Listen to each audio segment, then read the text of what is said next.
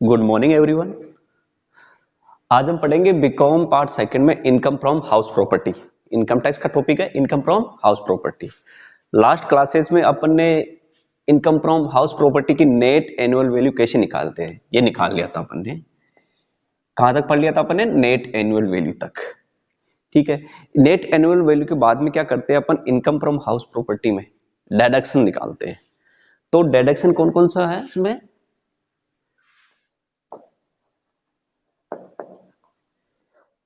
Deduction मिलता है under section 24 के अंतर्गत।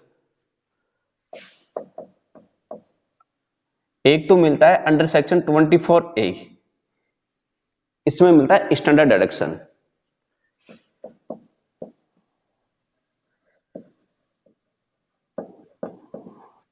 ये मिलता है नेट एनुअल वैल्यू का 30% ऑफ नेट एनुअल वैल्यू। ठीक है, और अंडर सेक्शन 24B के अंतर्गत मिलता है इंटरेस्ट ऑन लोन का deduction.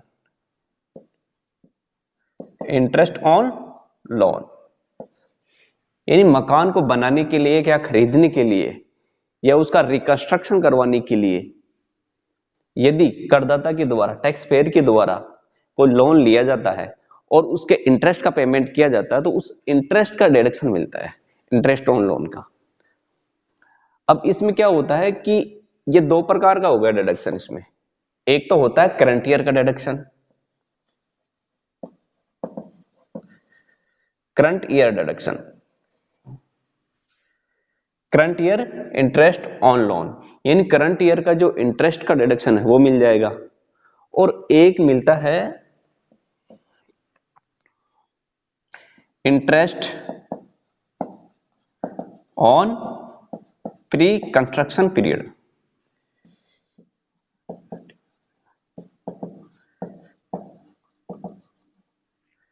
Interest on pre construction period यानी जिस गत वर्ष में अपने को कर निदान वर्ष से, जिस प्रीवियस ईयर से पहले का जो इंटरेस्ट है उस टोटल इंटरेस्ट का डिडक्शन 5 समान वार्षिक किस्तों में मिलेगा। तो होता है interest on pre construction period. ठीक है, ये कैसे निकलेगा? जब मकान को खरीदने के लिए या मकान को बनाने के लिए जो लोन लिया है उस लोन उस पीरियड से लगाकर, उस डेट से लेकर जब मकान कंप्लीट हुआ है उससे ठीक पहले की 31 मार्च तक का ब्याज। जैसे मान लो 1 अप्रैल 16 को मकान बनवाना शुरू किया। ठीक है, उस समय लोन ले लिया और मकान बनाना शुरू कर दिया 1 अप्रैल 2016 को। अब क्या हुआ कि 1 अप्रैल 2016 के बाद में अभी सितंबर 19 में मान लेते हैं, 30 सितंबर 19 में लोन का रिपेमेंट कर दिया। ठीक है, ये यूं मान लेते मकान बनकर कंप्लीट हो गया। हाउस कंप्लीट कब हुआ? 30 सितंबर 2019 को।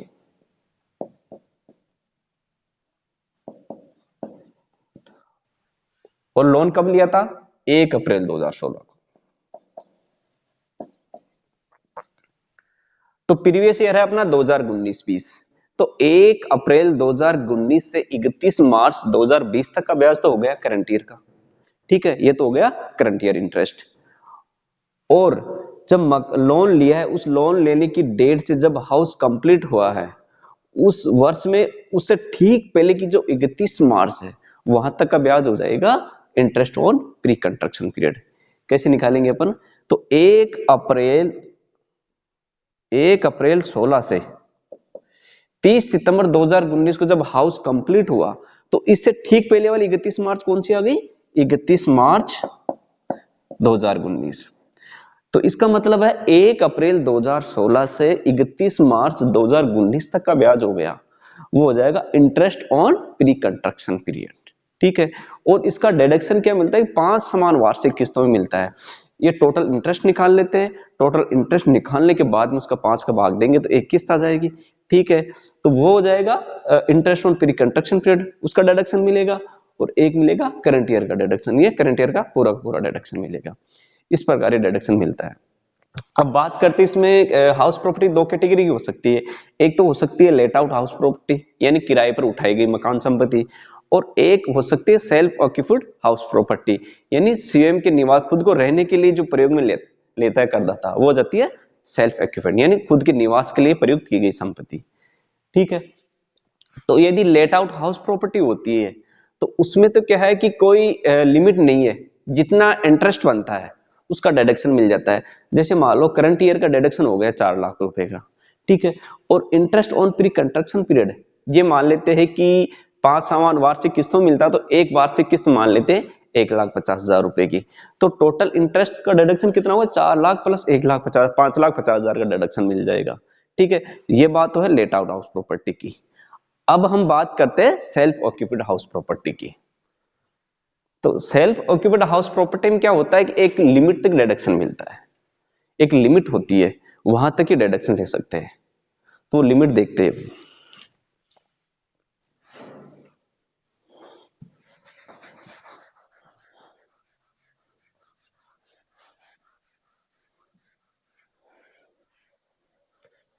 एक लिमिट तक डिडक्शन मिलता है, इसके लिए अपन क्या करेंगे, दो कैटेगरी में देखेंगे इसमें। एक तो यदि लोन 1 अप्रैल 1999 से पहले लिया गया है, लोन टेकन बिफोर 1 अप्रैल 1999, और एक कैटेगरी हो जाएगी यदि लोन 1 अप्रैल 1999 के बाद में लिया है, लोन टेकन आफ्टर 1 अप्रैल 1999। ठीक है, अब इसमें यूं देखेंगे 1 अप्रैल 1999 से पहले लोन लिया गया है तो लोन ले सकते, एक तो purchase of construction of house, construction of house, ठीक है, एक लोन ले सकते हैं reconstruction of house,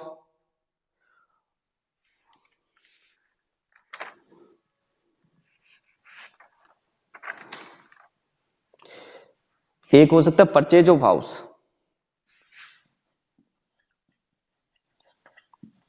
purchase of house, ठीक है, या मकान बनाने के लिए लोन लिया गया हो या मकान को परचेज करने के लिए लोन लिया गया हो। एक हो सकता है repair of house, repair of house, और एक हो सकता है रिकंस्ट्रक्शन ऑफ हाउस।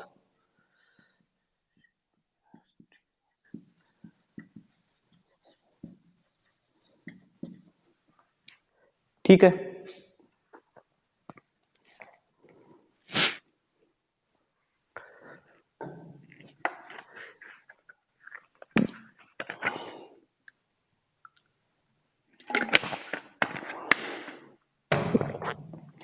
तो यदि लोन 1 अप्रैल 1999 से पहले लिया गया है तो इस पर मैक्सिमम डिडक्शन मिलता है 30,000 का,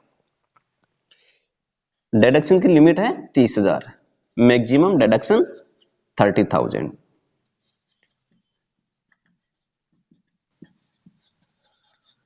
ठीक है, यानी कंस्ट्रक्शन ऑफ हाउस के लिए लोन लिया गया हो, परचेज ऑफ हाउस के लिए लोन लिया गया हो, रिपेयर ऑफ हाउस के लिए या रिकंस्ट्रक्शन ऑफ हाउस के लिए लोन लिया जाता है, इन चारों कैटेगरी के अगर लोन लिया जाता है तो मैक्सिमम डिडक्शन मिलता है 30,000 का।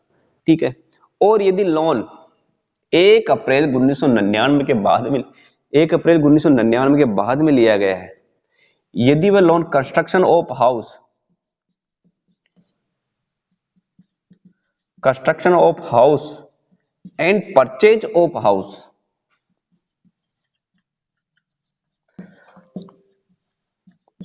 कंस्ट्रक्शन ऑफ हाउस और परचेज ऑफ हाउस के लिए लिया गया है तो उस पर मैक्सिमम डिडक्शन मिलता है 2 लाख का।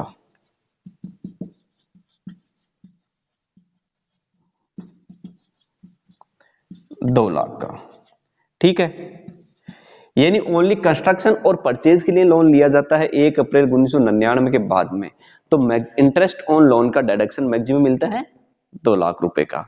और यदि repair of house,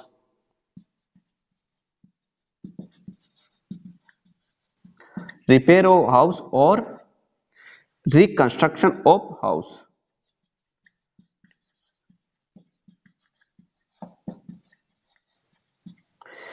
repair of house और रिकंस्ट्रक्शन ऑफ हाउस के लिए अगर लोन लिया जाता है तो इसमें डिडक्शन मिलता है मैक्सिमम 30,000 का।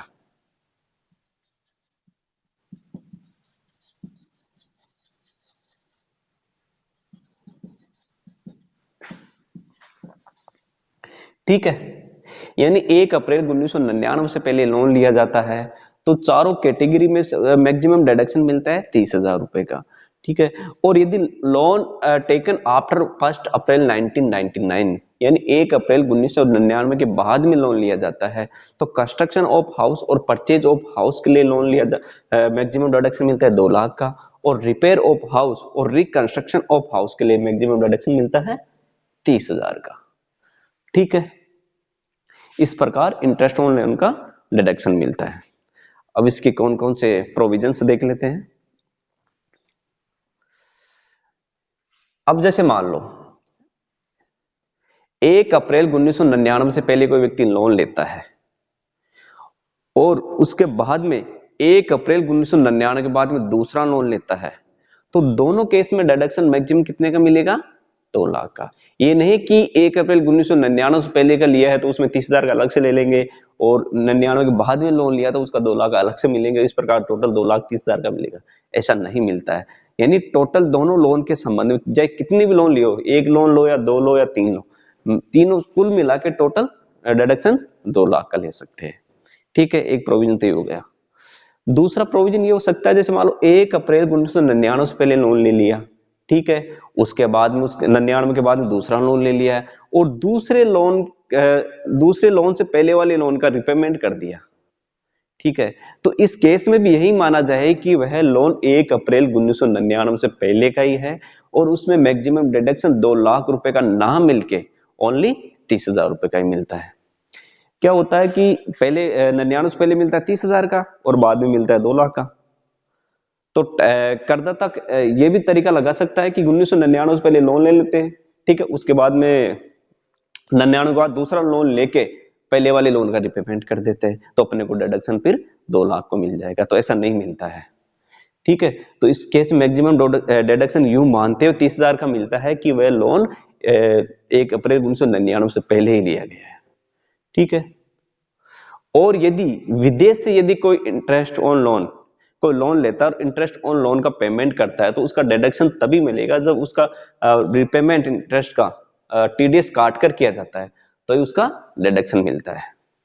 ठीक है, एक प्रोविजन हो सकता है कि यदि दिनों के आधार पर अपने को इंटरेस्ट ऑन लोन या इंटरेस्ट निकालना हो तो जिस दिन अपन लोन लेते हैं उस दिन को तो अपन काउंट करेंगे और जिस दिन लोन का रिपेमेंट करते हैं उस डेट को अपन छोड़ देंगे। ठीक है, इसके अलावा ये प्रोविजन हो सकता है यदि इंटरेस्ट ऑन लोन पर अपने को 2 लाख रुपए का डिडक्शन लेने के लिए लोन लेने की डेट से 5 वर्ष के अंदर मकान कंप्लीट हो जाना चाहिए।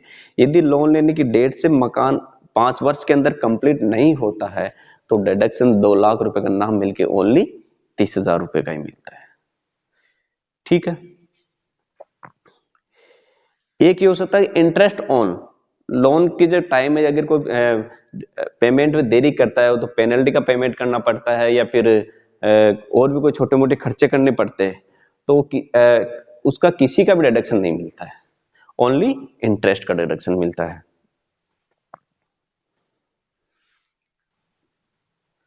ठीक है, और एक प्रोविजन और है इसमें, क्या होता है कि 5 समान वार्षिक किस्तों में प्री कंस्ट्रक्शन पीरियड जो डिडक्शन मिलता है, ओल्ड इंटरेस्ट भी कह सकते हैं उसको, तो जो डिडक्शन मिलता है वो डिडक्शन मिलता है कि लोन लेने की डेट से जिस वर्ष मकान कंप्लीट हुआ उससे ठीक पहले वाली 31 मार्च तक का ब्याज।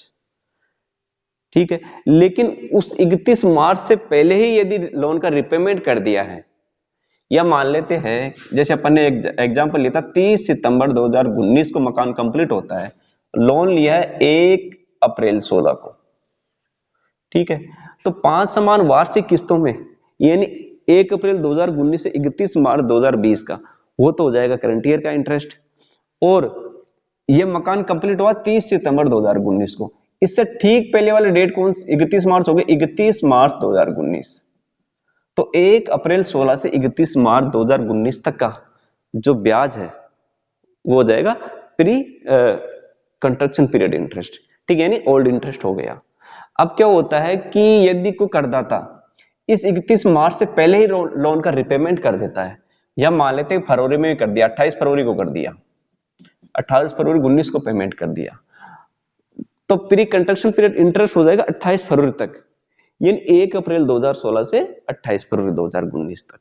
यानी 31 मार्च से पहले यदि लोन का रिपेमेंट कर देता है, तो लोन लेने की डेट से जब लोन का रिपेमेंट किया जाता है उस डेट तक की अवधि को क्या मिलेंगे, प्री कंस्ट्रक्शन पीरियड इंटरेस्ट का मानेंगे, और उसमें 5 समान वार्षिक किस्तों में डिडक्शन मिलेगा। ठीक है, थैंक यू।